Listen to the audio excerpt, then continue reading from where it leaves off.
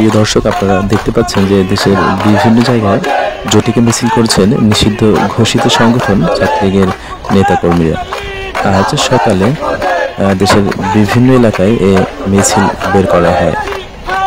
প্রত্যক্ষদর্শীদের সঙ্গে কথা বলে জানা গেছে যে সকাল 6টার দিকে এলাকায় মিছিলটি বের করা হয়। এরপর 5 থেকে 10 মিনিটের মধ্যে তারা সরে পড়ে।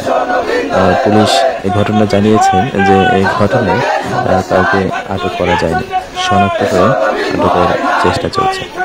আজ সকাল 10টায় বাংলাদেশ ছাত্রলীগের অফিসিয়াল ফেসবুক পেজে মিছিলের একটি ভিডিও দেওয়া হয়।